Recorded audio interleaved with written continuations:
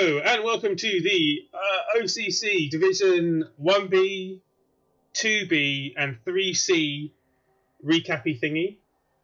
I hope that works. Although the sound hasn't... I have clipping... yeah, excellent. I can hear some sound in my headphones. And I can hear me shouting. Excellent. That's too loud. Hey, Tom.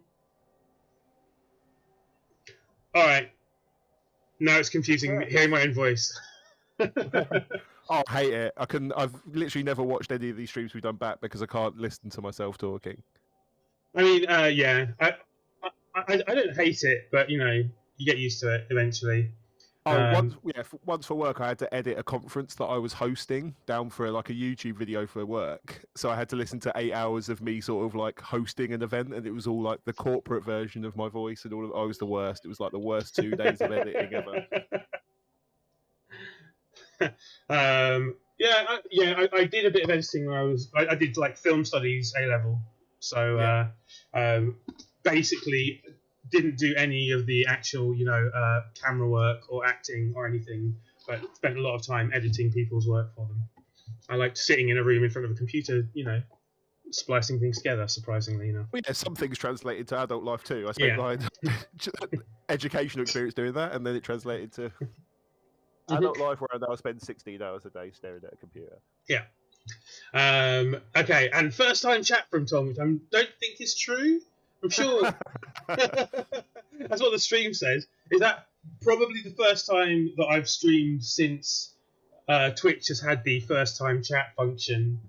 Maybe, I don't know. Anyway, all right. So we're gonna spend a bit of time on your division because we didn't do it at all last week. And look at the teams and stuff and go in a bit of depth, and then we're going to look at the results of 2B and 3C quickly and make sure we do the betting basically, but not spend ages on it.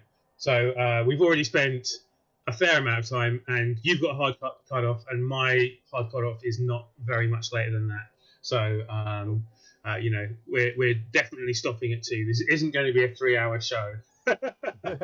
I've seen some of the evening ones have been going extremely late. Like I do football on a Wednesday, so it's quite hard for me to join them. Mm-hmm. And then I'd get home at like 11 o'clock. I've been in the pub. I've done football training. I've been in the pub. I've come home. I've had dinner. Go on, you're still streaming the sort of champs. Yeah, well, the champs one was extra long, right? So that's not. Hopefully that's not going to be the case every week. Hopefully we're only doing one division. How long can it take? Although, I guess Spider, me, and Danton can all talk quite a bit. Yeah, that's always the thing. It's the 20-minute tangents in between a game where something gets a topic going. Yeah. The Tonian player looked like a politician or something like that.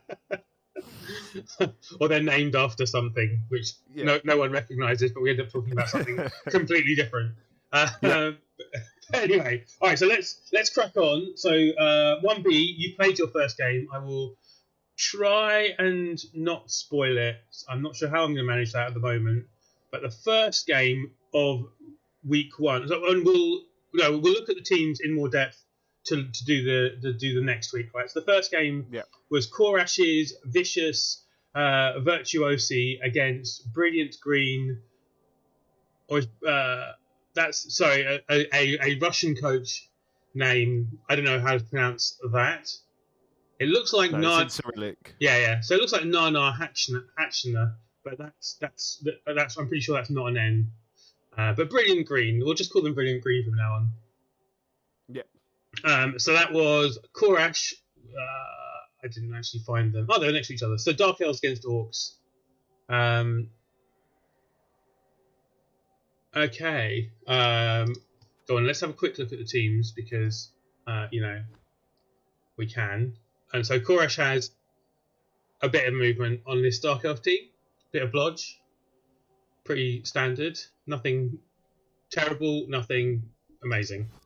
And Brilliant Green have a load of guard, Mighty Blow. Again, nothing too terrible or nothing too great. It's sort of standard 4, 5, 6 season built teams, like built couple of doubles, but nothing sort of spectacular on either of them. I know that Korash used to have significantly more players than he has now. Oh, yeah, it's pretty common in Eternal Leagues for Orcs to try and like max players basically. Yeah. Up to 15 or so, just to deal with the attrition you get from the claw teams. Yeah. So wait a second. So the actual result was 1-1. So a very boring score draw. Oh, some pretty sweet MVPs for both teams. Yeah, this is uninspiring, isn't it? Like it looks like on paper. Obviously, you don't know the game. They could have both scored on the other's offensive drive, but the Orcs did some punching and the Elves did some dodging, and they both scored on their drive, and no one got an interesting MVP. I mean, for an Orc versus Dark Elf game, there weren't that many blocks, so sorry, I'm going to get used to switching around. This is the first time in so long I've done this. I'll just do it here. Here we go. Look, 29 blocks to 32. That's not very much for like the bashiest elf team against Orcs. You'd expect to be a bit more hitting. I guess there was quite a bit of dodging by the 47 dodges by the Dark Elves. It's quite a lot. Yeah, it's quite a lot. Yeah. So that explains the lack of hits. Is that it was very successful as well. Yeah. No early failures, I guess. Anyway, so we'll look at the teams in a bit more depth, I guess, for the coming week's matchup. But for now, I can tell you that you, me, and Galentio all bet on the draw. So yay us. And I saw there were predictions this year. It's going to be a nightmare to track. So I think there's 9 people doing it or 8 people doing it, something like that. I've got 8 names up so far.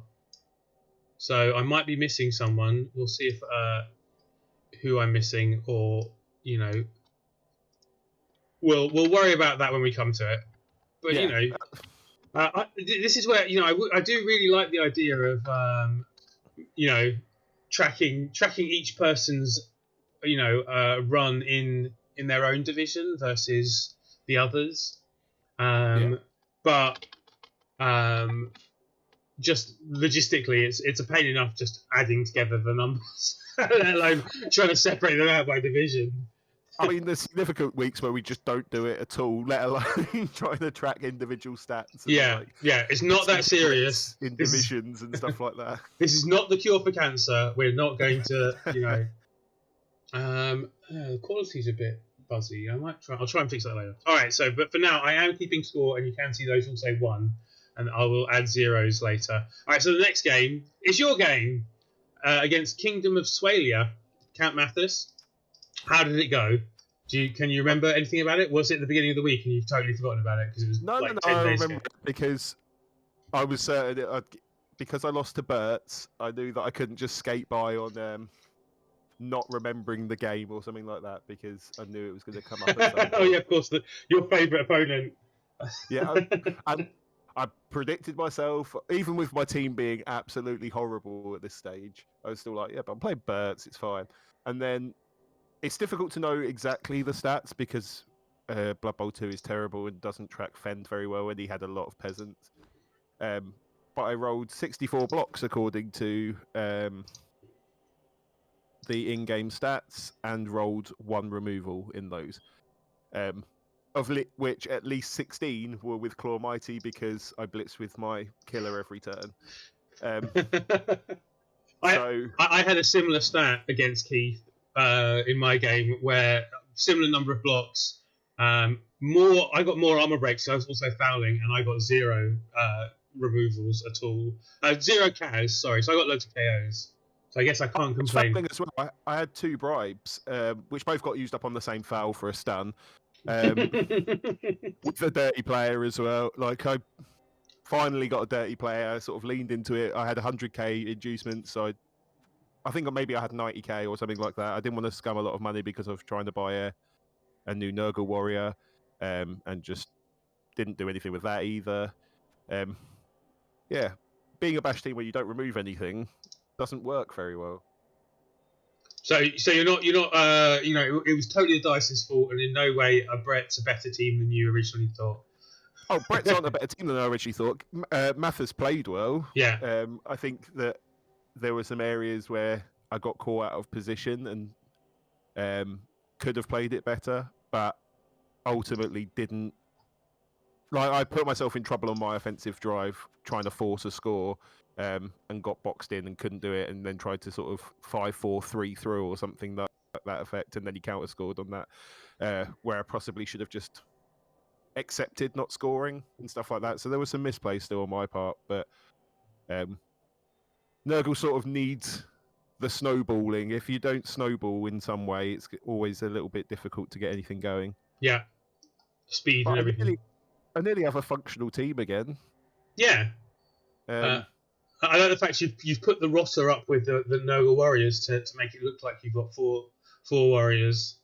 It's psychological tricks. It's psychological for me to make me feel better. But yeah, obviously it's rough having all pretty much rookies. The rotter got blocked this game, which helps with that. Mm-hmm. But there's a lot of elves, and I just don't have the tools for these sort of games. It's going to be a rough one. But yeah, it's nice having I can't get rid of Super Rotter. He has to stay forever. And now I'm getting Strong Rotter as well, so I'm gonna have to check. It might have to be like Nimble Rotter and Strong Rotter or something like that. He might have to have a name change. They're both broken in the opposite way to which they're so Strong Rotter is movement bust, making him extra warrior like, and Agi Rotter is strength and armor bust, making him extra elfy. Yeah, he's just elfy that can't move anywhere and seems to just now get instantly sacked. And with all the elves in the team, it is just like a constant threat of someone cage diving and yeah, it's all fun. And no guard. I noticed a loner reroll was in there as well, which I thought was interesting. For me, yeah. Well, actually, no. You had two, and one of them passed and one of them failed. Oh, well. One of them was.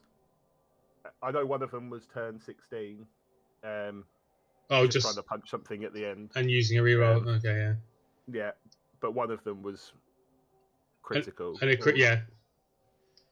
and I can't remember which way around was the success and the failure. I'm going to say, because I'm feeling aggrieved, that the failure was the critical one. Obviously. I've looked at the numbers on the screen. There's a lot of lower numbers in there, but it wasn't.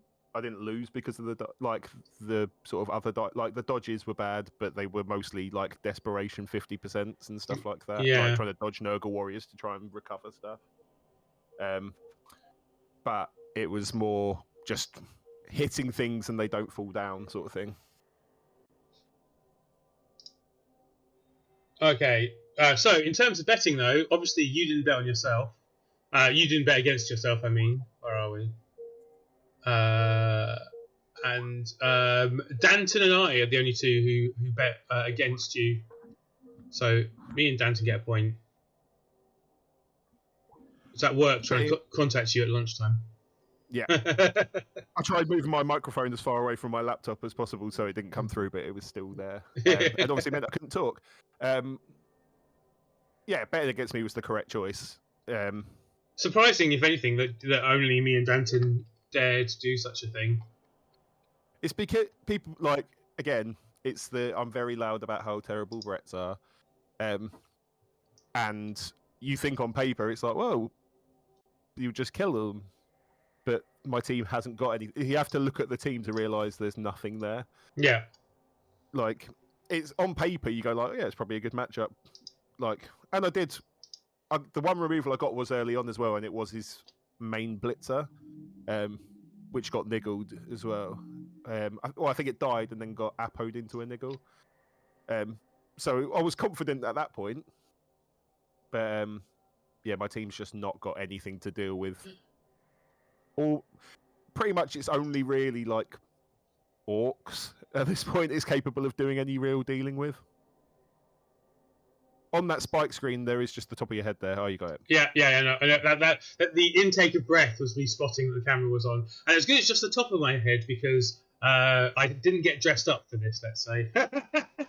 Well, I've got a blanket wrapped around me because obviously electricity now costs hundreds of pounds every time you want to heat your house, and that doesn't happen anymore.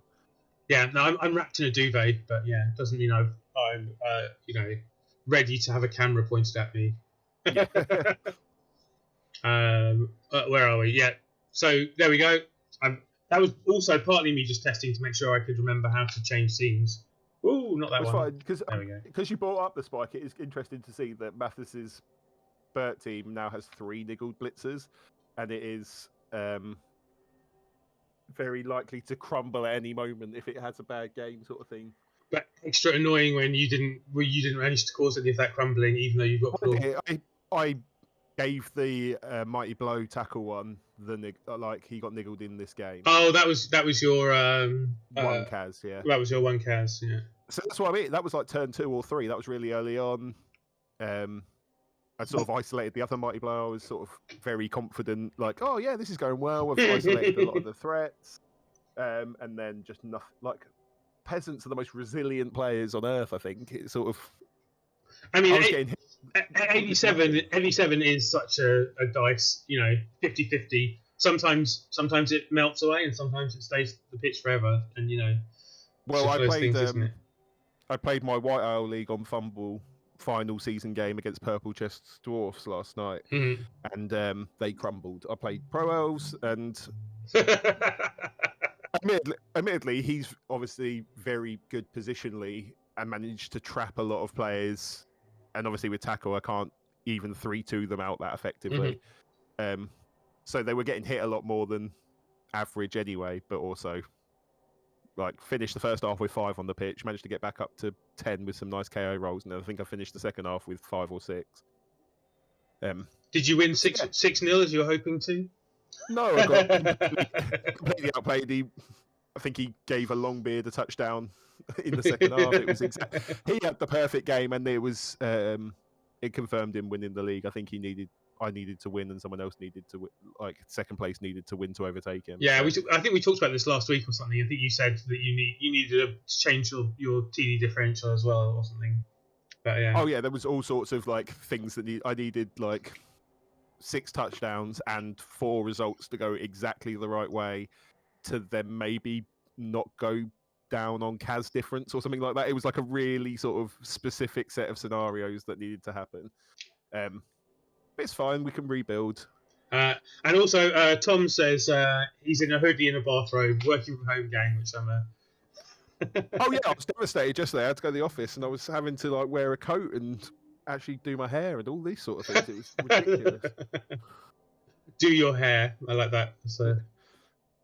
Okay, so next game of the week is Dalibor against Gimlick, which is a pretty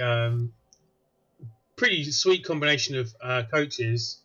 I think both are very good coaches, and I found it quite hard to pick a winner, I must admit. It made the result even more surprising for me. Jesus Christ, what happened there? There you go, you've seen it for the first time. Well, this is clearly going to take some looking at the spike results, I think. So there seemed to be a few removals for the height. I believe there was a few players removed, and I guess it must have just been the perfect storm of removals. Maybe they all happened early on, and then no KOs came back, or something like that. I think that's the only thing I can think of for a result like that, unless it was sort of 2-0 down early and Dalibor's heavily chasing. But I've just looked at the stats and there were 6 Kaz, so I'm assuming that it was. I think both. If I remember rightly, both teams were on 11 as well. Is that right? So even a few Kaz. I mean, I know it's elves, and there's always the elves can cope with losing a few players, but I imagine. I mean, it favours the high elves to lose a few players. To have You can lose a few players, but if you're going 11 elves against 5 elves, the 11 elves are still, even if you can score, they can just probably counter score in 2 turns, and you're in the same position with still 5 elves. Oh, and he does. Okay, so 7 SPP on the piling on one. I guess that's a touchdown and 2 Kaz. 15 SPP on the blitz. Jesus Christ! And I'm not even sure he got. I was going to say I don't know if he got touchdowns or not because there was another one of the catchers got 5. So when I say touchdowns, I'm not sure he even got MVP to get 15. Yeah. So it shows touchdowns. So there's 2 of the touchdowns went to Thugonomics, 1 to Mythanar, and 1 to what's it. So that's definitely 1 touchdown and 2 CAS. That is definitely 2 CAS. I mean 2 touchdowns. That's 6, which leaves 9. So he must have got MVP. No, he didn't because Galentio got MVP. I've just had a look at it. Oh, of course. Be able to tell Gimlick in. threw 5 vanity. Well, I don't know vanity passes, but he threw 5 passes during the game. I'm assuming vanity.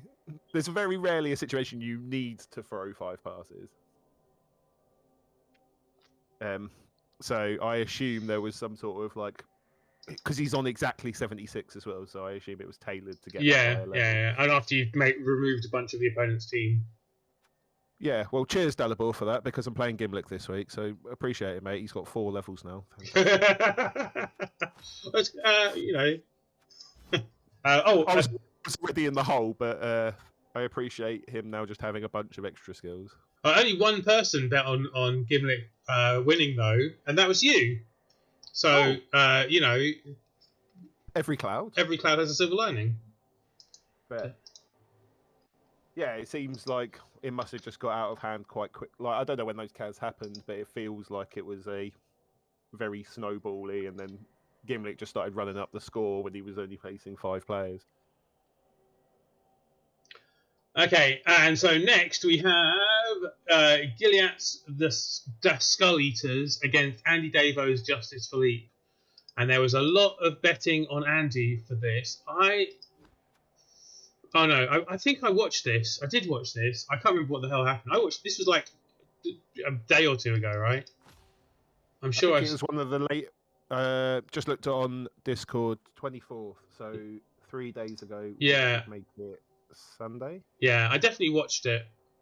Can't remember anything that happened. I have a feeling that Davo was up against it, but I don't really remember. Let's see if maybe the Spike page will remind me. But lots of people expected Andy to win this in terms of the betting. Did Andy one turn? He's got a natty, hasn't he? So maybe he had to one turn. Both touchdowns 16. Were on the natty, so very plausible. He only had 11 players though, so he was on the pitch the whole time. Trying to remember. God damn it! I remember he was definitely up against it. I think he lost a few players. Is that plausible? Oh, no injuries caused by the Orcs. No, and Davo had more blocks. Yeah, which is weird in an Orc Wood matchup. But basically low number of blocks either way, right? That's no blocks at all for an Orc game. No.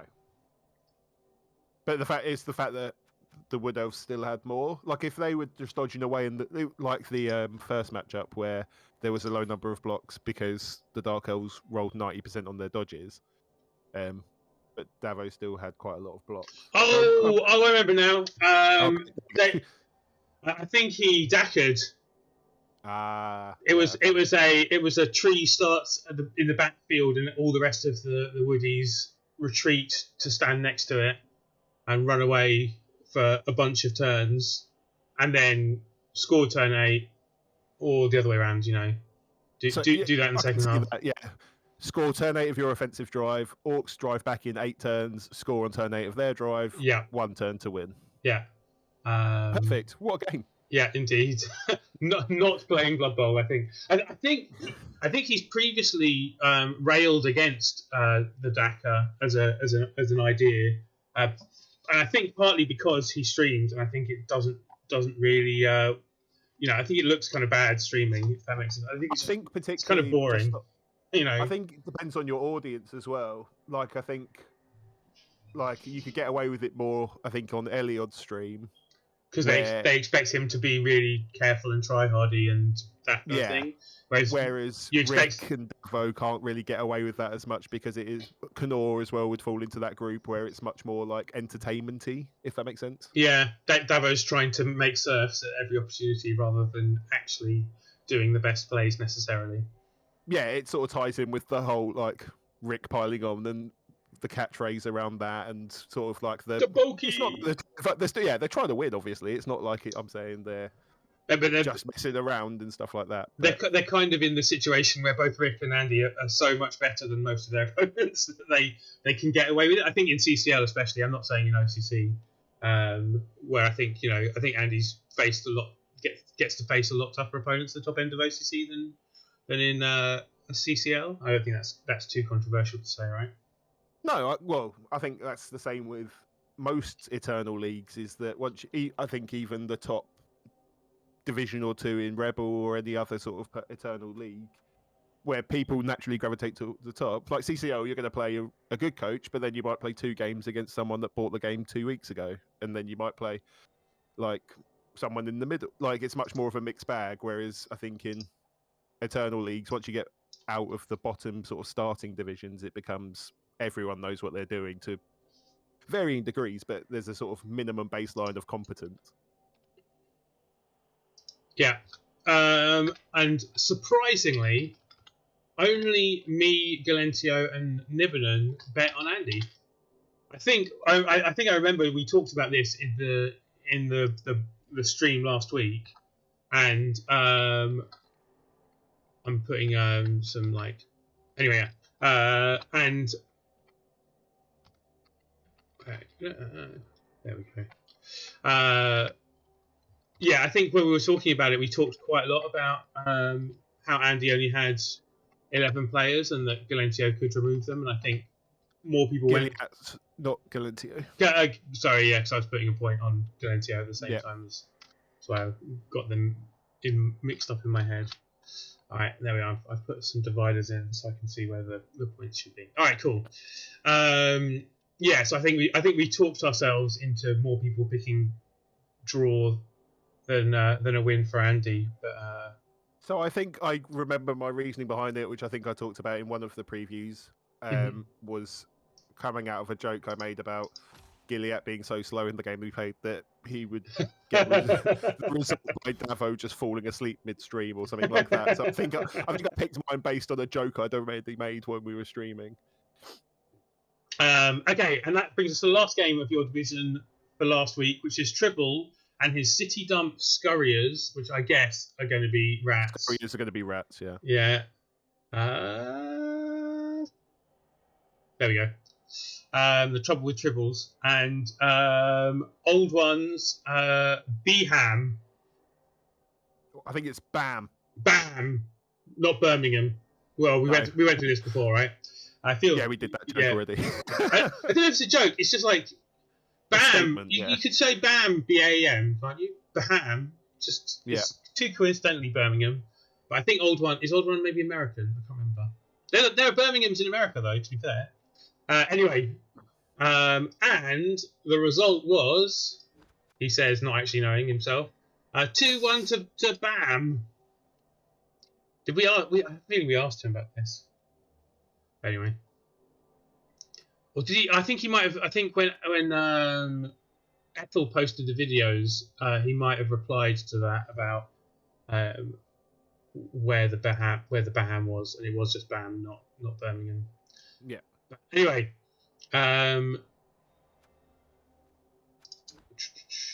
lots of blocks for Dark Elves. Not that many removals, really. Not for that many blocks. And in fact, less armor breaks. Do the rats have a Claw Mighty by any chance, I wonder? Yeah, they've got a Claw Pommer. Yeah. That's always, at this level, probably pretty common, I guess. Yeah. Yeah, it's an interesting... I don't know if I picked this. I forget what I always put down. Yeah. The rats having a Claw Pommer and a Natty sort of like default rat position at this sort of stage in a league, isn't it? It's just like if you don't have those, you're going to struggle. Yeah, I mean, to be fair, I remember this. His Natty though is Agi 3, but with 2 heads. so kind of Ag4 anyway. But still, it's a very expensive natty for. And it has reached legend as this game. I mean, this team's looking a bit beat up, so there's like the two things you just said a rat team you can kind of expect are basically the only two things this team has almost. Yeah. Yeah, it sounds like a high level, high division rat team. That natty gets catch, right? To make up for the edge 3 and try and hope the 1-turn chance. I mean, basically, yeah, that's catch is the next. Wait. Yeah. There's nothing else you want on him except catch, right? Maybe sidestep, but probably catch is better. When I was thinking about it, it's just like, would you take sidestep for more sort of overall utility? But I think that player is only getting involved to 1 turn, so you just give it catch and maximise those chances. Yeah, I mean, he spends the rest of the game just running around hiding from things. Yeah. I mean, and he had Glart actually, so he's only got 11 players on this team by the looks of it. But we'll see what he took after. But yeah, I think catch on a double. Still catch. Extra arms. There's nothing else you'd want more, really. No, yeah, catch is better than extra arms, isn't it? I'm trying to think if there was anything else you'd want. But no, the only other thing that when I was thinking through all the mutations, I was going, foul appearance, just so 1 in 6 times someone tries to punch it, you might get to keep it alive longer. I mean, a natty, you'd like to be able to give it leap, but I'm not sure how well that works with Agi 3. Yeah, I was going to say, with Agi 3, is it even better than dodging through with 2 heads? It kind of is, because you're so if you leap and it's a 4+, it's better than doing a 4+ dodge 3, and then a 3, right?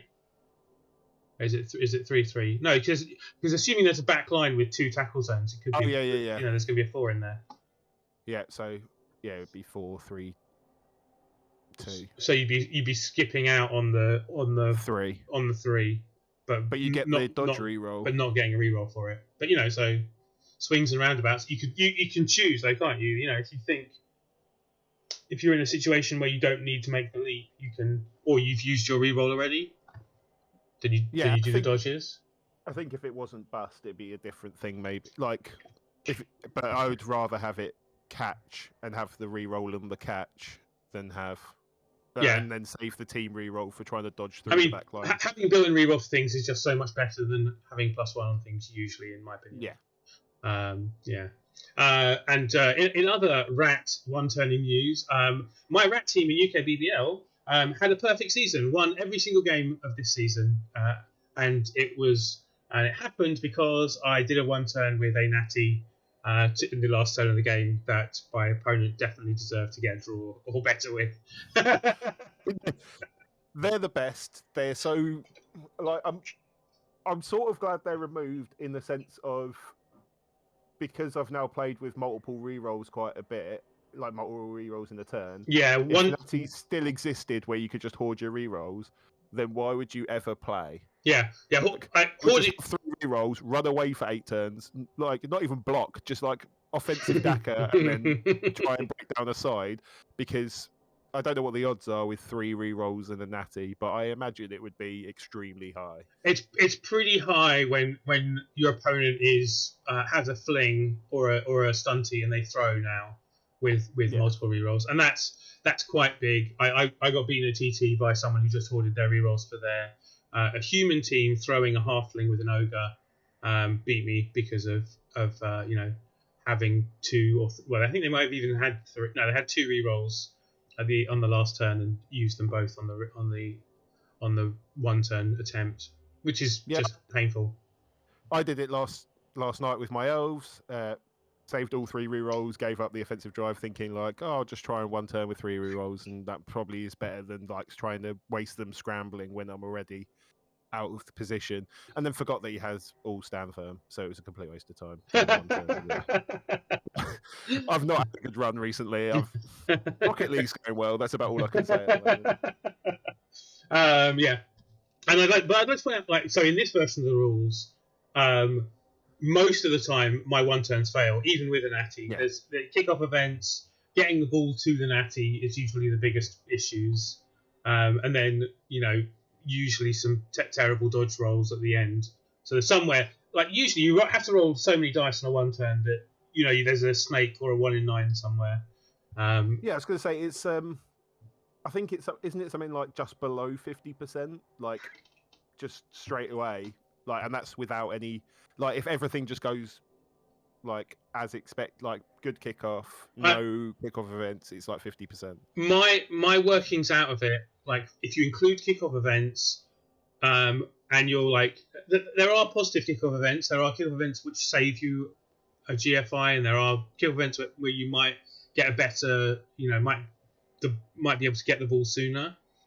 Yeah. Generally, yeah. Even with a back line, so having to pick up the ball, having a kickoff event that might screw you, those percentages are already removed, and then pick up the ball, get the ball to the natty, and then natty through a back line is like 50% already. Yeah. So yeah. My math, I didn't do exhaustive maths working out for everything, because you get to a point where the skills start having an effect. Like having kickoff return actually has a massive effect on your ability to get the ball, and making the throw easier and that kind of stuff. So there's a lot of weird interactions, and unless you're doing it on specific case by case basis, I didn't want to do all the maths, but it's something like that. Anyway. Moving on. That's all the games from this week. So that according to Spike, that puts your table like this: 3 wins, 2 teams with a draw, and 3 losses. Pretty doesn't mean anything so far, does it? Well, is there a game not played yet? It's Wednesday, so there must be someone still hasn't played. Or an admin result, I don't know. But there's... No. Oh, maybe. It could be Spike hasn't picked up one of the matches. That sometimes happens. Sorry, do I need to? I'm just thinking.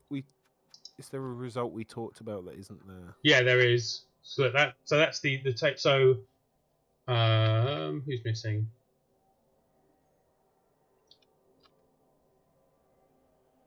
Andy's match is not showing. Oh, okay. So for some reason, although I think the result was here, yeah, so it is showing in this bit. It's showing in client, just not on Spike. It's just not. It's not showing on the table on Spike. There is something you can do to refresh the table. I forget what. So okay, so this is the proper match. There we are. So there's 4 teams who have won a game, 2 teams who've drawn a game, 4 teams who've lost a game. But at this point in the season, it means nothing, right? I still have high expectations for Dalibor and his team, because I think he's a very good coach. And you, of course. Well, no, I'm quite like, this is probably the only time of the season I expect to not be bottom. Like, being Dalibor losing by 4 helped me stay off the bottom for a week of the season. Like, it's like I said when we did the first show a couple of weeks ago talking about this season. It's like, if I can get out with some 4 Nurgle Warriors, all with block, even if I come bottom, it was a successful season. Yeah. A rebuilding season of the Yeah, 100%. Yeah. All right. So anyway, this week's coming games then. So we've got Vicious Virtuoso against Justice Philippe. So obviously Andy's 1970 Wood Elf team. He's got enough money to buy another player now, and he's still on 11. I don't know if he will though. I would buy another player just to keep the natty off the pitch. He's playing Dark Elves. I can't remember if the Dark Elves have a lot of tools to deal with any, like, in terms of like if they're carrying a lot of Mighty Blow and stuff. Let's have a look. So the Dark Elves are currently at 1540. God, that's a big difference. Oh, they lost a lot of players this week. I was going to say that's a big drop from where they were at.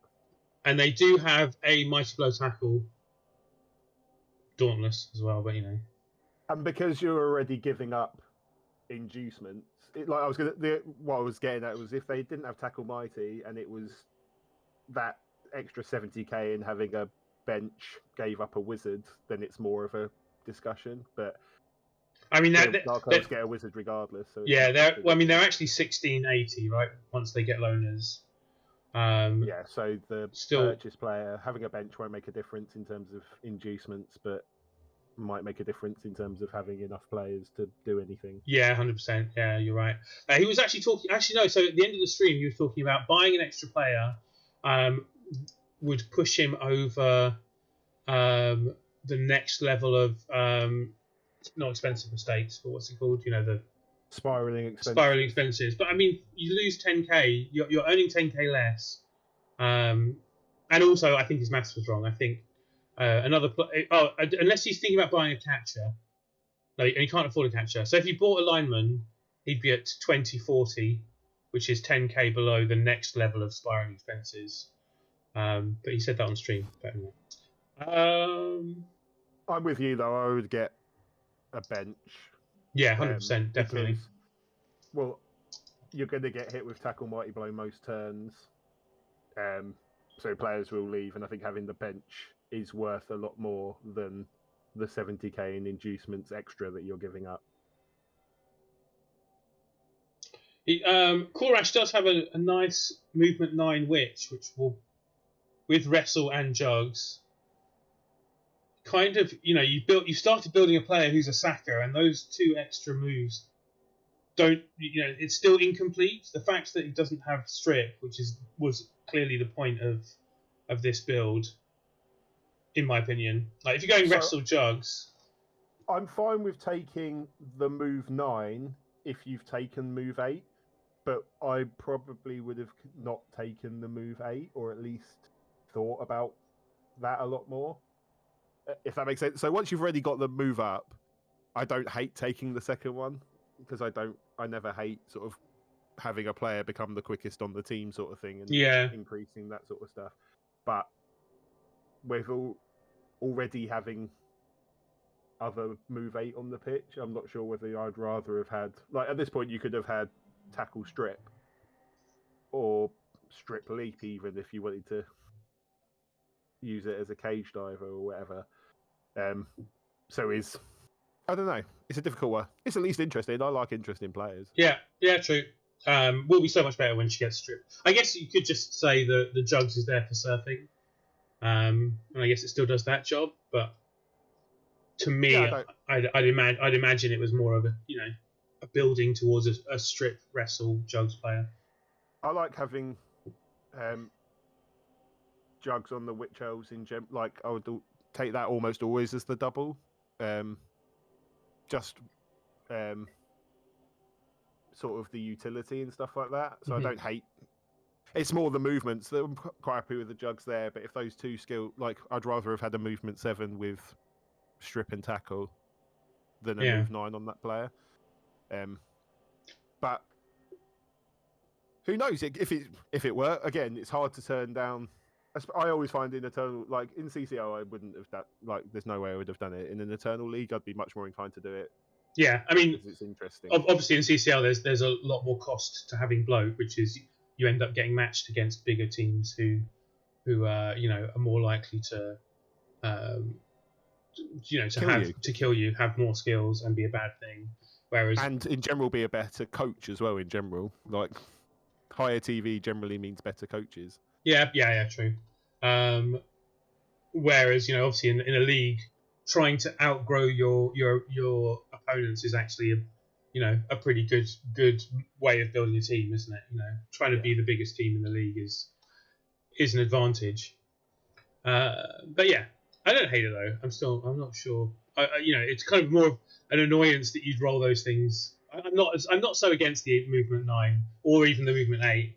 And the combination of if you're talking about one turns, having a frenzy jugs to go with your sidestepping movement 8 blitzer is probably pretty useful, right? Having just discussed elves against stand firm. Yeah, like I like, once you've taken 8, I'm on board with taking 9. Yeah, it's more in my head, would I have taken the 8? But you're right. Are you one turning with that one? Like, before I took 8, I'd be like, well, I want to one turn with the movement 8 sidestepper, so I would make that the Saka incense, but yeah. I don't. I like it for an Eternal League. It's I fun. mean, well, also we don't know where I mean, it's possible that he didn't have the movement 8 blitzer when he had the Witcher. But also having a bit of redundancy is also good, right? You don't want to. Anyway, we've talked about this too long. So he's going to get 290 of inducement unless Andy buys another player, in which case we'll get 360. And that is an interesting thing to think about. So, because that would then be Wizard Eldril. Yeah, or a Wizard star player, of some description. Whereas maybe with 290, it's not enough for a Wizard, is it? I mean, for a star player. So he doesn't want to spend. Yeah, he doesn't want to spend his money. He's not got that much. He doesn't really have. I guess he's got just 11 players. So, but I wouldn't want to spend any money on this. So Wizard, and then you've got 140 left over, I guess. Oh, that could be. Is that a blitzer? Yeah. So that's a loner merc blitzer for the game, and a Wizard. That's not a bad inducement choice, right? Yeah, I don't hate that. I still think being down like that, you're in the hole anyway. So I think having just the extra, you want bench. Like bench always helps with elves, just because someone's going to get randomly cast. Even if you are the more bashy elf, someone will get.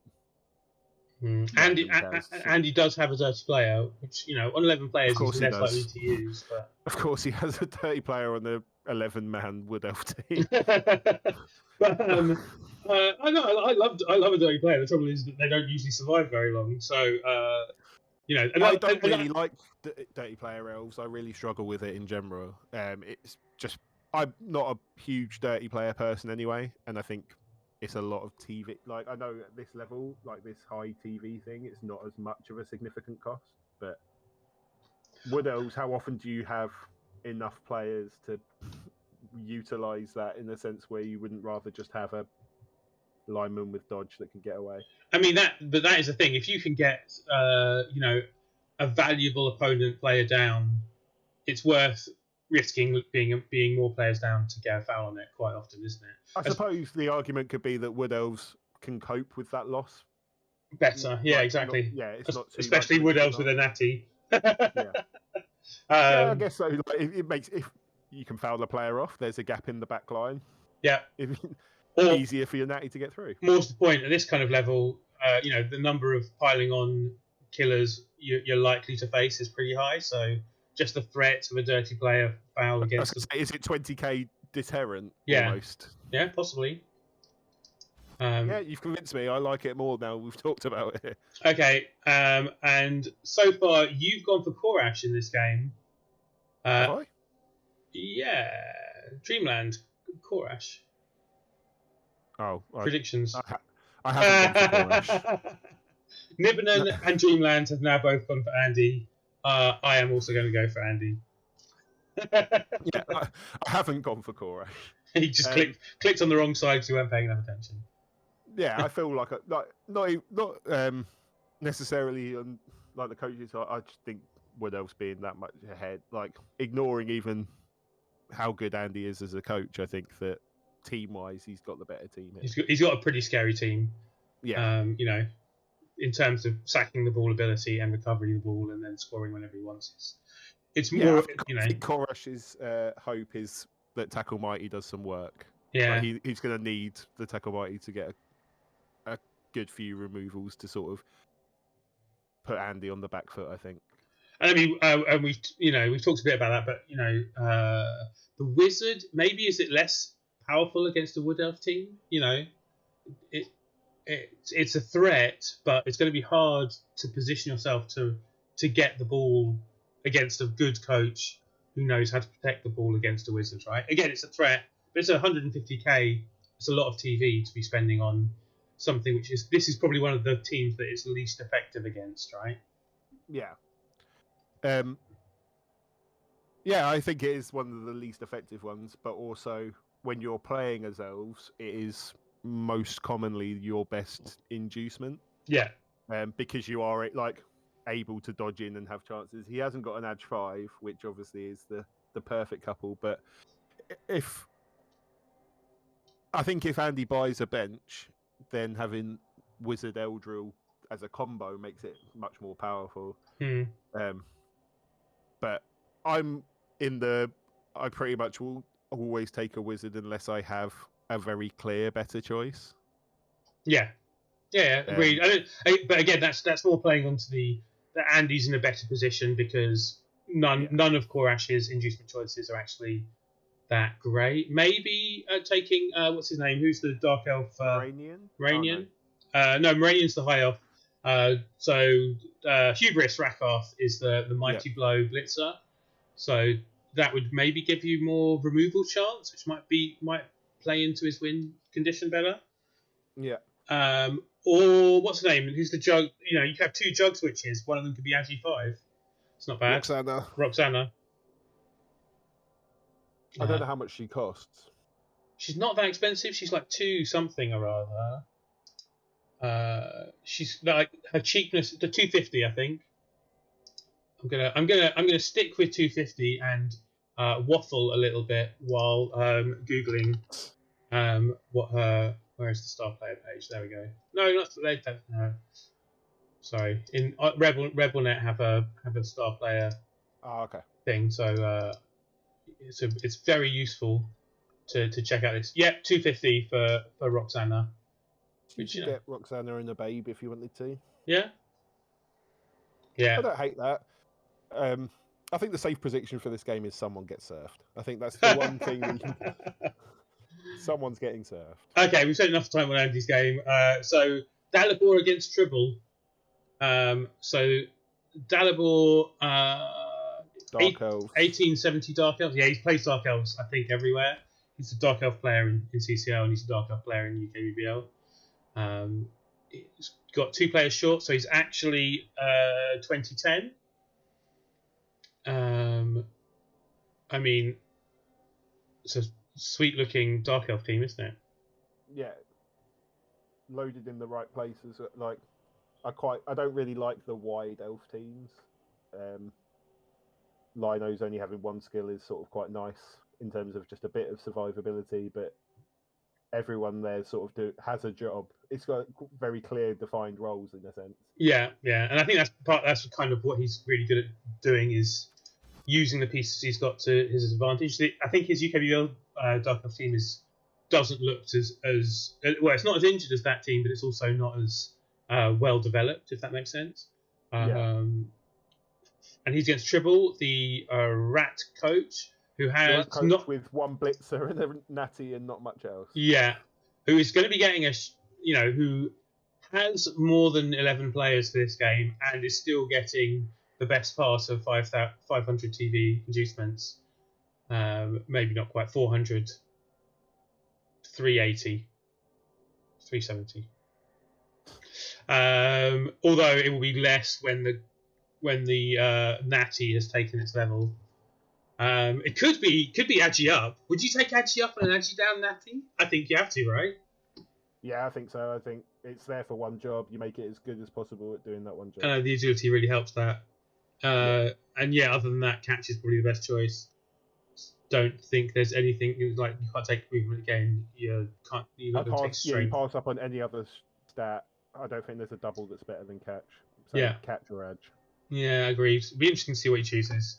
But yeah, so that means all right. So he's actually going to have 300, 360. Yeah.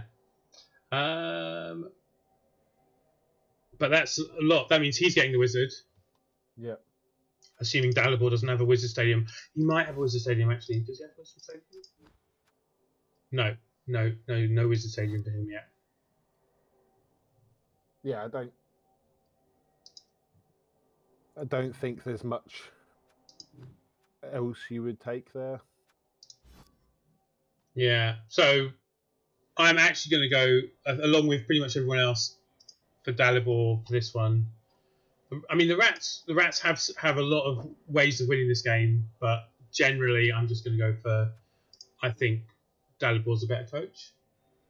I think Dalibor's ahead. I think rats have their 2 win conditions. It can always happen. you remove things with the killer, and then you run through with the there's always that option. You can never sort of count them out of a game when they've got those two things, but I do think that Dalibor, all things should come out ahead, really. Yeah. And he should be, he's a scary opponent, in my opinion. Yeah. Okay, so next is Cat Mathis' Kingdom of Swalia against Old Ones, BAM!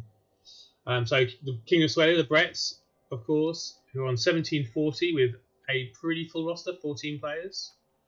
3 niggled blitzers, though, and 1 rookie blitzer. Did they just have a strength blocker who's been since replaced by a dodge one? Is that what's happened? Anyway, lots of blodge and rodge on this team generally. Yeah. Against a Dark Elf team that is on 11 players, also has a lot of blodge and rodge. This is a interesting one, isn't it? Is this going to be a push fest?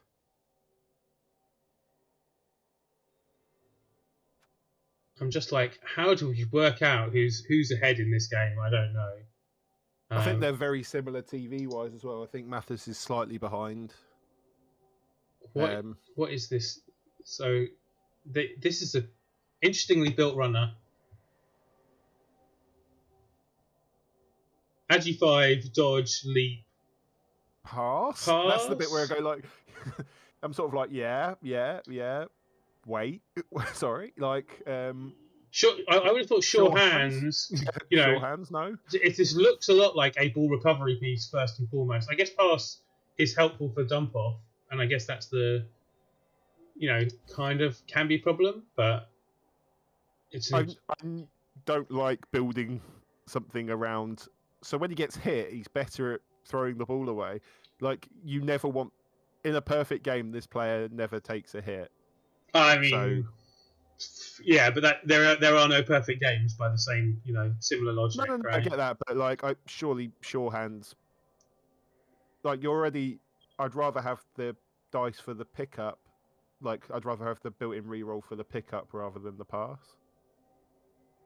Yeah. If I'm picking where to have that built-in reroll, I'd rather have.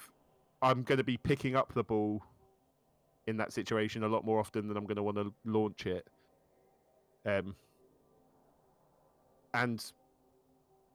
most of the time you're dumping off on a 2 anyway because of even ignoring dump off, maybe it's I'm mostly picking up in the safety of my own backfield and then passing at a critical moment that I'd like the reroll for. There's some logic behind that. It's not like a sneaky git pick where it's just go like what, like it's not a what on earth is this for? Yeah. It will have use, it has utility, but is it the best pick it could have been? Yeah, agreed. But it depends on how he plays. Maybe it fits into his playstyle. I like it. Well, okay. Yeah. It goes back to what I was saying before. I like it. It's different. It's interesting. Did we actually look at Cat Mathis' team a little bit? He's got sure hands still, doesn't he? Yeah. Yeah, he's got strength 4 sure hands, in fact. All the blitzers. I think one of the blitzers is out. Yeah, he's missing the mighty blow tackle, which in this game probably would like more tackle, but I guess you got 5-6 wrestle pieces. One of them's also got tackle and strength up. I mean, considering the size and what the tools that this team has, 1740 is pretty cheap, right? Yeah. Enough. He went up to he only had I think 11 before our game, and he bought 2 bench before that game, and he must have bought another one since then as well. I think it's in a good position. I think you'll have a little bit of inducements as well. Something you can either go a wizard or I think it amount wise might even work out that you could get a dirty player or with a bribe if you wanted to, or just get a bribe and a babe, and just you've got enough bench that you can just throw numbers at fouling. Okay, and so I'm going for Cat Mathis on this one. I went for a draw. Yeah, and Nibbon went for Cat Mathis as well. I think a draw is very plausible. I think it's the closest one so far. Yeah. Okay. Yeah. And also I think an old one win is entirely plausible as well. I just picked one side. I think like slightly edges it for me. But anyway, all right. So next is Brilliant Green, coached by someone Russian, possibly, or Greek, maybe. I don't know. Against Gilead's the Skull Eaters, the Orc. This is the Orkoff, and Brilliant Green are at home. We haven't really looked at the stadium, so I need to actually double check that. No, so no riot or pitch invasion. 13 players, 7 guard. Like kill skill's probably not that important against an Orkoff, you know. Yeah. Although a goblin as well. So those actually kind of 12 players and a goblin. I like a goblin. I did it recently where I built. Just had a goblin as the primary ball carrier. Yeah, the goblin bicycle, as Eliod likes to call it. Yeah, but I didn't have a troll. I just went for the goblin, and just instead of having a thrower, and I quite liked it. I think it's quite like with an orc team. Mr. Throw's terrible, and then it doesn't take away from anywhere else. So I quite like having a goblin in terms of it means that you still have 4 blitzers, or even the linos can just be linos and get dirty player and get punched rather than having a TV tied up and carrying the ball. Yeah, I don't hate the Mr. Throw generally, I don't think the Goblin is that much better than Mr. Throw. They're both different sides of the same. Orcs have a terrible choice about what to do with ball carrying issues. Just like the fact that it's 30k cheaper and stunty and dodge is quite useful sometimes. I mean, basically, going back to if you have a perfect game, your ball carrier's not being hit. The fact their strength 2 is meaningless, and now you've got a movement 6 ball carrier instead of movement 5 is great. And stunty and dodge adds to its greatness even more. But it's usually not a perfect game, and they usually do get hit. And there is a distinct chance that they explode early. Yeah. I'd rather have dodge and stunty for 40k, even with the explode chance, than just have essentially sure hands for 70k. Orcs are the only team in Blood Bowl 2 where they have a player positional that's cheaper than their lineman. So you can do a thing where you can build a more expensive team, but with goblins instead of linemen. And then after your first game, you fire the goblins, and you've built up your team rather than built down your team. so you kind of theoretically start with a 1030 team because of firing goblins, which I love the idea of, but it's not that big a deal. I've never thought about that. Yeah. And you can buy 4 of them, so you could start with a 1040 team if you could work it out if it fitted, but I don't think it does fit. So I think it's 1030 is the maths of it. Yeah. Anyway, so talking of most likely games to end in a draw, you have already picked a draw. This is 2 orc teams with loads of guard, probably crashing into each other and punching for a long time. And I don't really know either coach well enough to say one is better than the other. So I'm going for a draw as well.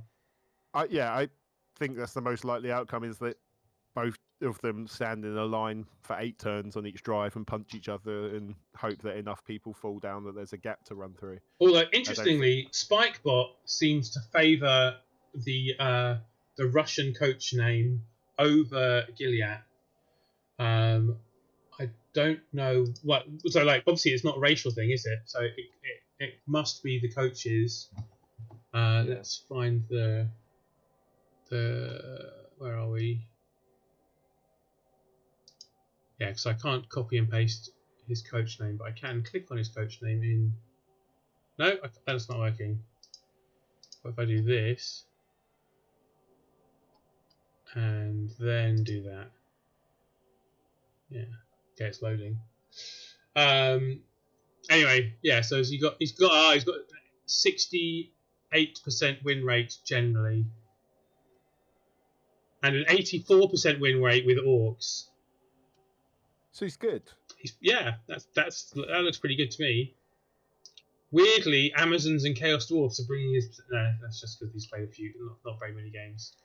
Well, you can skew stats always you want. In theory, my best race is Ogres because it's the team that I have the highest win rate with. So it just like if you look at stats in certain ways. Yeah. But what percentage? How many of these games are wins in Col or CCL or whatever, and how many are wins in OCC? Maybe that would have an effect. I don't know. Which ones? Oh, I guess I don't. Oh, I'm looking on the team. Lol. I mean, I think you can skew the results a bit by playing teams that start off well, right? Yeah, if you play a load of 1,000 to 1-1 orc teams in CCL, then you probably orcs are a pretty good starting team, right? If you're getting that win rate playing predominantly 1,700 orcs against Claw, then you're doing very well, or you're dicing everyone. So maybe Nibbler knows something about this coach that we don't. Oh, what the hell? Did I do that twice? I'm an idiot. I'm going to do this. That's a pretty good record, to be fair, though. Yeah, it's like... Alright, change my mind. No, I'll stick with the draw. Let's see what happens. Draw is definitely the most likely one here, I think. Like, they've both got good records. The teams are pretty close, TV and what they're getting for that TV. I don't know Gilead's exact win rate or something like that, but it's in that region as well. It's not a huge coach discrepancy on paper either. Like, everything about it says draw. Like, there's not a huge coach gap. There's not a huge team gap. They're literally playing the same race. Like, everything screams draw. I don't know. Spikebot doesn't agree with you, and we know how knowledgeable Spikebot is. Yeah. Weirdly, I am the biggest underdog of the week according to Spikebot, and I agree with that. So maybe it is actually got something to it there. Okay, talking of which, last game of the week is your game. I'm up for that. That was on purpose. Yeah. Nice segue. Yeah. And you're against Gimlick.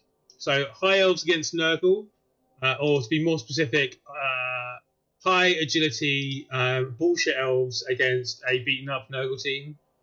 I think that's still complimentary. I think Gimlick's team's great. Actually, he's not high. He's not high age. He's actually quite bashy elves, but high movement. I like that team. You'd rather be playing his team than your team. Is that what you're saying? I'd rather play any of the other 9 teams currently. And I haven't got a lot of tools to deal with elves, and it's a very elfy division. Yeah. It's like I said from the whole time. It's like this division is good for trying to rebuild. I'm not facing huge amounts of attrition. There's only one other Claw mighty player in the whole league, but it's not good for trying to win. I mean, there are 2 orc teams with a fair amount of mighty blow and some piling on, and this is an elf team with 2 mighty blow and a piling on as well, and a frenzy plus strength, which is kind of scary. Oh, like they're all gonna die. Like, I'm gonna lose another Nurgle warrior and just become sadder and sad. Like, I know how it's actually gonna go, but in my head, you got 90k of inducements, and you don't want to be spending any of your bank on anything, right? So I don't have a bank. I've got 10k. 10k, yeah. And no, I'm just exclusively saving for it'll be a babe or Rotter. Second dirty player. Oh, second dirty player. Well, no, that's way too much. So Rotter on its own is 70 plus 50 in the skill. That's 90, surely. No, it's because of the loan attacks. Premium. So 70k for a Rotter. So I think still better than a babe. Yeah, exactly. And it means I can use the dirty player more with having something else to stand on the line. Yeah, exactly. I probably would do that. Yeah. And try and not have anything in good die. That's the plan. Super Rotter flies again. Maybe Looks, I keep going, like, when it's worth sacking him, he will get sacked. Like, if there's a matchup that it's completely horrible to have him or anything like that. But he's still useful. I quite like him. I'm giving him the Super Rotter moniker sort of makes you made feel me much better. more attached to him than they should have done. Like, essentially, as soon as he rolled Adge, he became Super Rotter, and then it's now been 25 games like that, and I just can't get rid of him at this point. I mean, I think he like the strength 2 is quite a big, you know, is it worth? Armor, I could have lived with it. If it was just the what? Sorry. If it was just if he was just AV7, or even if it was double armor and it was AV6, I could live with those a lot more. But he's just so easy to sack. And you're playing against a good sacking team. Yeah.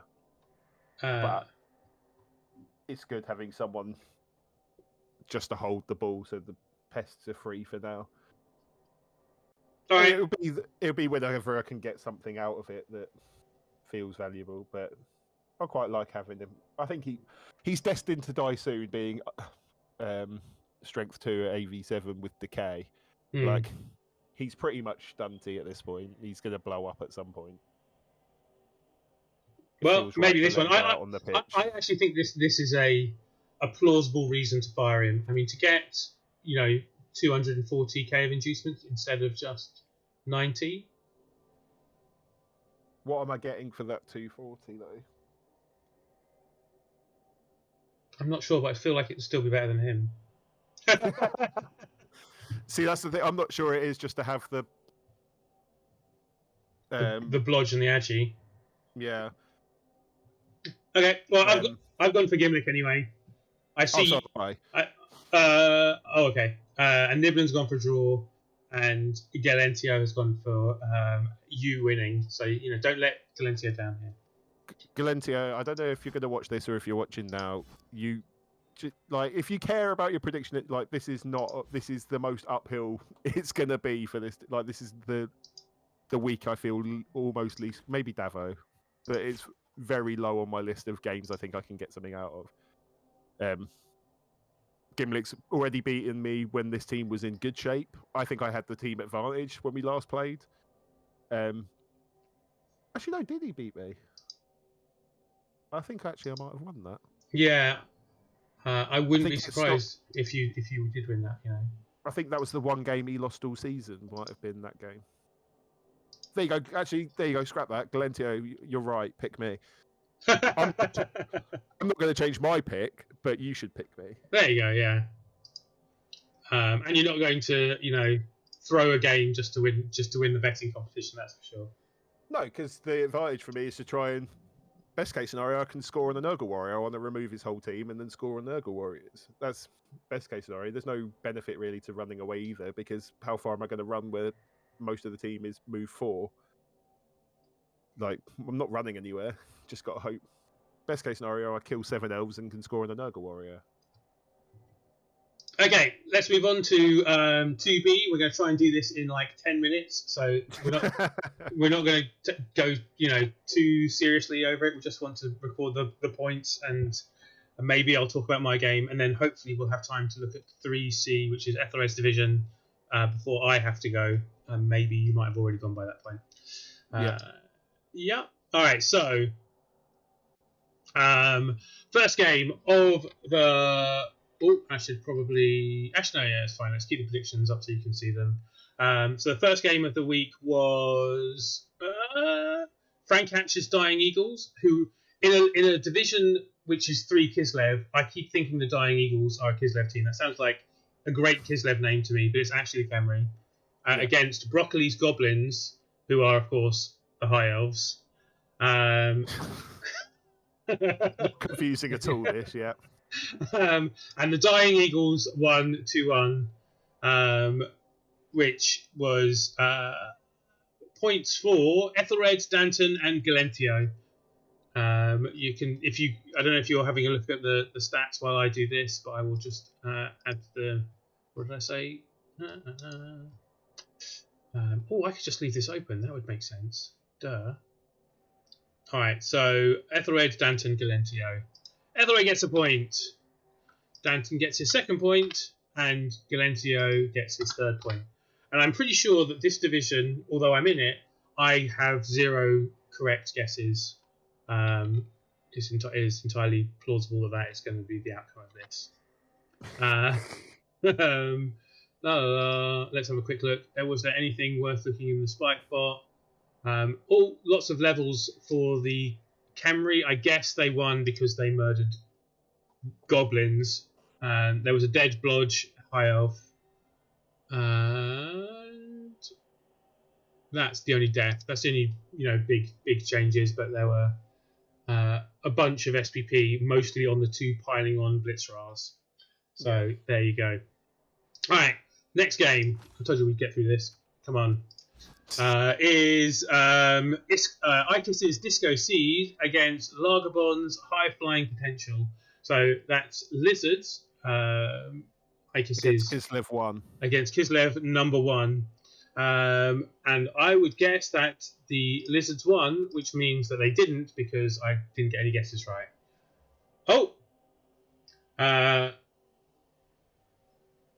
Franco, of course, Franco is the Tom and Franco is the Khemri, and as just said, Blitz turn 1, High Elves based, gambling to steal it, but got stomped on for their troubles.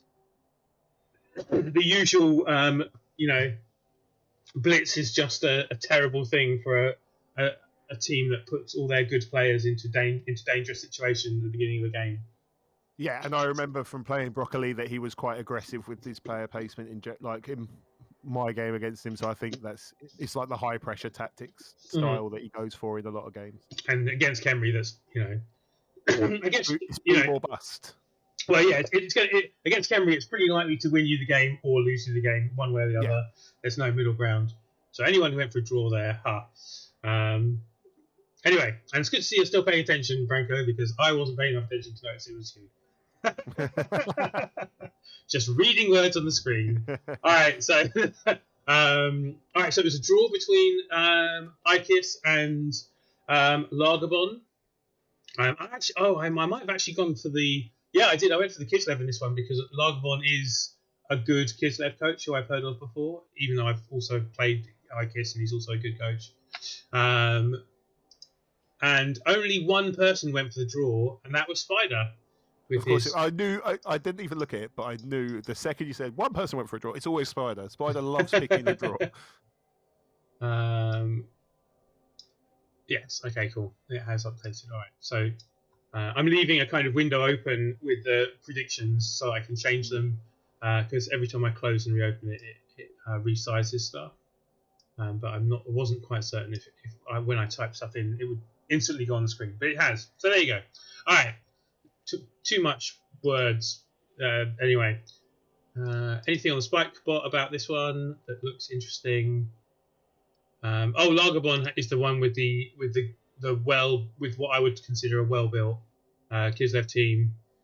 Managed to score on a fresh blitzer and also get the MVP on that same fresh blitzer, which got a level up, and also scored on a catcher. Not a bad game. No. And made a pass with the HMP catcher, but I mean, as in got an SPP, so can't have been using HMP for that. Anyway, all right. So the next one is possibly the game of the week because it's the Kislev off, or the the 2 Kislev teams score us with the. Is he the one? He's the one with the crazy built Kislev team. I don't understand. Got beaten by Mongloom's more sensibly built Kislev. And this is one where everyone's going to get a point, except for Nibanon and Keith, who both went for a draw, which actually, to be fair, is probably not a terrible shout. But yeah. I just know Mongloom's a good coach, and I don't know enough about the other guy, but the building of the team makes me question sort of key things about his core personality, let alone. Wow, right. I'm talking about reading a lot into. Isn't that what we're supposed to? That's what a recap is. We're just reading I take the prediction seriously. I try and judge the human being behind the team. Oh my god! Imagine. You just Says the man playing Claw Nurgle, or without any claw. That says everything about me. Is pick the team notorious for being like the sort of horrible team, and then builds super rotters and loses everything. That says everything you need to know about my personality. Try and sort of scum my way into victories, but then get distracted by the shiny sort of shit toy that no one else touches, and that found that hilarious. But yeah, I think everyone sort of. I think even just on the team, and Mongloom's in quite a few leagues, isn't he, as well? He's not just an OCC player. I think he's sort of quite known across a lot of leagues. Yeah. I mean, he knows him as a good coach, sort of thing. Yeah, he is. He's a good coach. He plays a lot. He streams a bit as well. He plays CCL enough to have qualified a couple of times, I think. Yeah. But usually he's playing more Bashy teams than Kislev, so this is an interesting diversion for him, I think. Let's have a look. Just checking out to see if there's anything worth mentioning on the What's It stats. Again, Mongloom maximising SPP by the looks of it quite well, and levelling up some players who needed levelling, I think. Amy Leaphouse being one who scored the 2 touchdowns and made a pass. So the pass and the first touchdown was planned to level her, and then for some reason she had to make another touchdown. So there you go. All right, so I've actually done the betting on that one because there were lots of people, and that brings us on to my game against Keith, which was kind of annoying because Keith's a dice lord.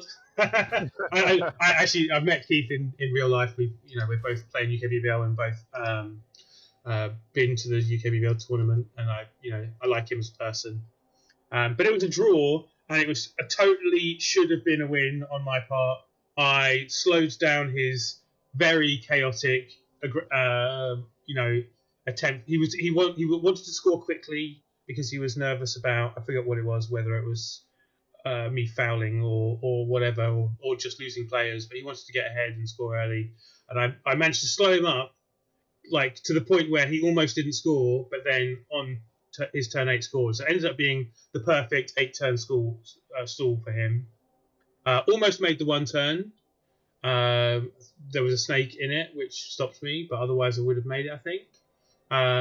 And scored early, and then turned him over and almost scored again, but failed the last dice. So there were 3 moments where I think I was in with a chance to win this game, and was completely nuffled, and in no way was me having those chances in the first place lucky at all. No. I did get 57 blocks and 29 armor breaks and 0 injuries, which I think is acceptable for me to be slightly aggrieved at. So is this week essentially like OCC 1B and 2B recap? We both got diced. It's essentially like the moral to take from this is because no one got. Well, you got 8 KOs. See, you had no. I got.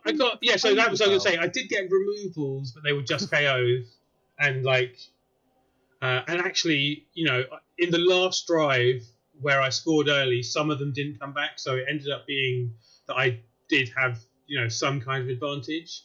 And this isn't showing the self-inflicted removals, right? So he caused 2 of his own casualties, and also foul, and also so he took Bomber Dribble Snot. He was the overdog and bought Bomber Dribble Snot in a Nuffle Alter Stadium, possibly unsurprisingly.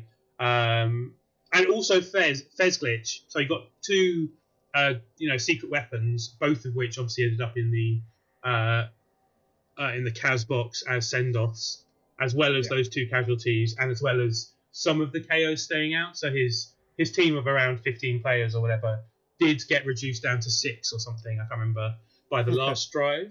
And I was so I can't complain too much about the removals, but I would have liked some SVP. God damn it! Instead, all I get is 1 touchdown and the MVP. It's about getting the red crosses. It's not even. Oh, it's just a nice little dopamine hit to get the little red cross. Yeah, exactly. And I've got both a Mighty Blow Claw Frenzy player and a Frenzy Mighty Blow Piling On player, and I piled on every turn. Every turn I blitzed or hit with the Zerker, and every time I had the option to pile on, I piled on, including a KO that I turned into a stun, and still no SPP. I feel very butthurt about it. Your left testy did get some SPP, so yeah, so out of the game. Indeed. Niblin gets a point for the draw though, so well done, Niblin. And I'm sorry to those of you who expected me to win, which was quite a lot of people. All right, and so the last game was Crunky Chops' Vampires against Hillnick's A Bunch of Gamers. And lots of people thought Hillnick would win this. Actually, it was pretty even, like 3 on the Vampires and 4 on the on Hillnick. And actually, the Vampires won, if I remember rightly, and it was only last night or the night before, so it was kind of late. No, that was last night. In fact, this morning at midnight was when the game was played. I knew I'd seen it recently. So Vampires doing vampire things, because Hillnick's like last time we as a stream saw Hillnick. His team, he had 1 werewolf with no skills because both his werewolves died, and now he's got 2 Mighty Blow werewolves. That's a scary proposition for vampires, in my opinion. So winning 2-1 probably shows, and Hillnick is a good coach, in my opinion. Yeah, and I think vampires create a lot of chaos there. I think it's possibly like Necro might struggle with the chaos a little bit. I think it's one of a difficult matchup for. Like, I think you need the Claw Mighty to be doing work. Yeah, true. Against regen, a lot of on the players you want to hit. I don't know. It's always a good strategy. Yeah, exactly. Getting rid of thralls is also pretty good, But then Naishimi already had a white that was better at removing thralls. Yeah, I think he does. Yeah. So it seems it's a good result. Seems like he did try and remove the thralls by the stats you've got on the stream now. There were some removals, but I think the serial sinkers. Actually, no. Do they have a lot of players? I might be getting. There's more than 1 vampire team in the league. I think they have got quite a lot of players. I think it is like a 14 or 15. 16 even. Jesus. And look at those levels, all on the 2 levels and like 2 levels on thralls, and that's it, sort of thing. Yeah, but also he's leveled up both his lower skilled vampires as well as one of the thralls. Okay, that wasn't the vampire team I was thinking about when I was surprised. When I was, whatever. No, this is the one we played last season. Yeah. Well, I have a feeling he'd gone down in numbers, but maybe I am thinking about champs, aren't I? Anyway, Keith, Ethelred, and Spider got points for that, and I've already added them in while we were talking. And that is 2B. That's the last week of 2B. So now we've got the future. Yeah, I've got to shoot off before we do that. Yeah, I thought you did.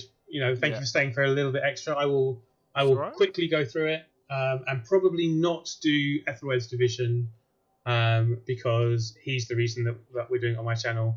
We didn't do you last week because you didn't end up joining us for the thingy, so we won't do Ethelred's this week. And that's not. It's not planned. It's not entirely not. I'm not doing this bitchiness. Also, we started with yours because you're 100% doing it out of bitchiness. I think that's how we should leave. All right, fine. Yeah, fine then. All right. Cheers. I'll talk to you later. See ya. Cheers. Bye.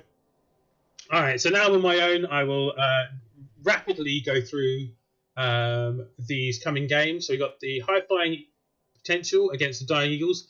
Franco's Kemri again. Against Kislev again, although this time it is Lagabon's Kislev. Oh no, wait, no, yeah, you played the high elves last week, right? So this is your first Kislev game, Franco. Which one is it, Lagabon? He may have. Oh no, so he was always beaten up a bit, but he's still got this kind of low TV scary Kislev, which is pretty good for him. No enhancement. I do think Kislev are probably a pretty scary thing for Khemri to face. So 15-10. So actually, sorry, 1570 Kislev against 1770. So he's getting 200. So you're going to face a wizard as well. That's probably a pretty scary time for Khemri, isn't it? And the bot is favouring you, actually. But I am going to go for Lagobon again. And although Dreamland and Nibelung have both gone for you, Franco. There we go. It's it's an interesting game. Enough removals or getting the ball safe and holding it well enough is going to, do all right. I mean, he's got a strength 4 as well, right? But I assume you will be surrounding. He's got a strength 4 wrestle too, so that's, and 2 guarders, one of whom is an agi. So 2+ leap to get guard into your cage, even if you're surrounded by guard, and a strength 4 wrestle to hit your throw bar with, as well as having a wizard, in all probability, is, in my opinion, a scary thing for Khemri to face. So yeah, assuming you actually pick up the ball and get it into a safe position fast enough in the first place, right? Although, yeah, plus strength and plus move is pretty sweet for a throw rar, isn't it? And you do have enough guard to make it hard, probably. But let's see. I'm going to go for Kislev. No offense, Franco. I do like Kislev generally, so it's just I'm being a bit racist. And also, I have played against you, and I've also played against Lagobon once or twice. But I think you're both great coaches, and I don't think the coach difference is going to decide it. But we will see. And also, I'm going to try and speed through this. So let's go. Mongloom against Broccoli is next. So another Kislev game, possibly something we're going to be saying in this division quite a lot anyway. Mongloom's 1800 Kislev. He has exactly 11 players. He doesn't have a Wizard Stadium. Sad times. Against the High Elves. Probably not that great for the Kislev, who do have 12 players as well. And a lower TV. So, this one's close. I might go for a draw here. Also, I note that Nibelung's gone for Broccoli, and Dreamland and Galentio have both gone for Mongloom. But the bot favours Broccoli, which is probably just because of High Elves being Kislev. Actually, there's a good high off killer and a bear, a block plus strength bear.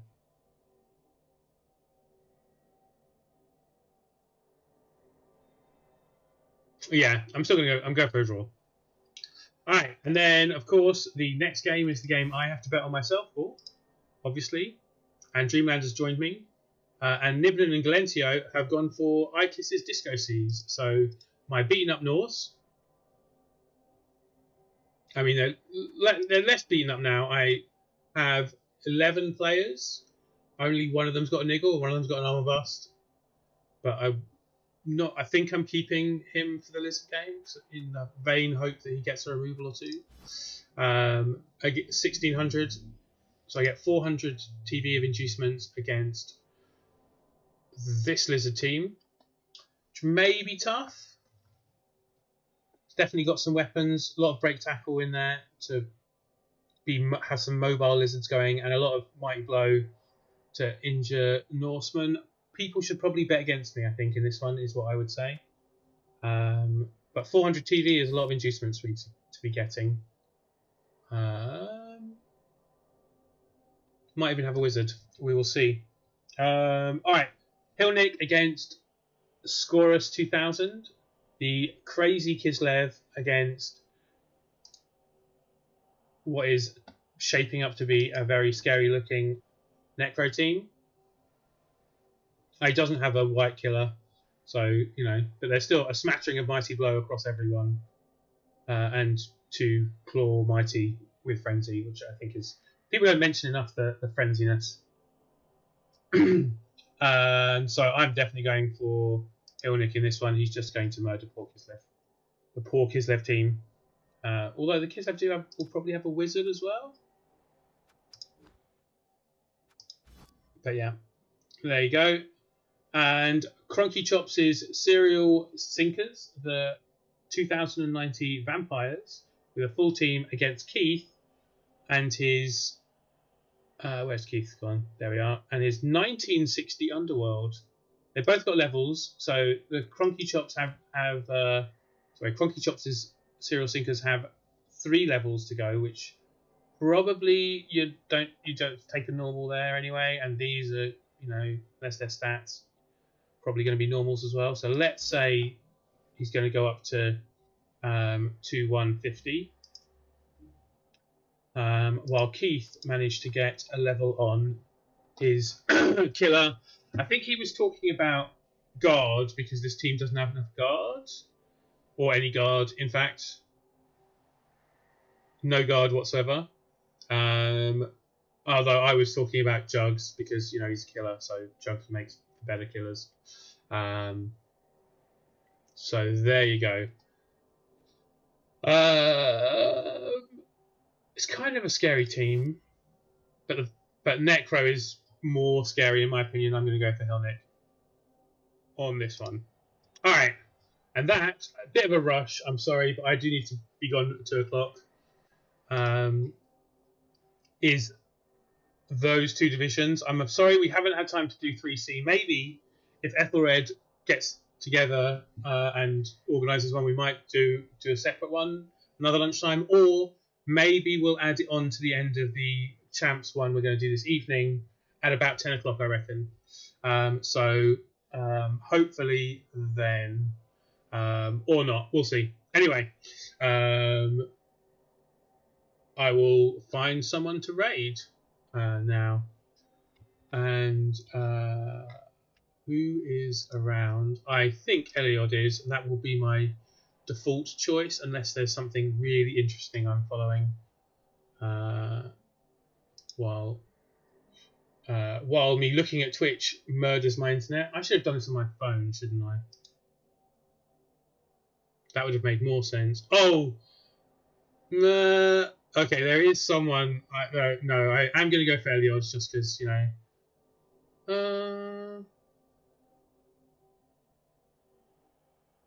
so many choices. Yeah, I'm just going to go fairly odd out of, normalcy. Although I do really enjoy watching the Fire Kitchen and his. It's like a cooking channel where they just cook things in the forest over a fire every 15 minutes, a recipe, no talking, just a bit of text on the screen and a fire with food sizzling. And he's only got one tool as well. It's a machete he's using. So anyway, on that note, I will raid Eliod anyway, and with our 2 viewers. All right. So thanks for watching.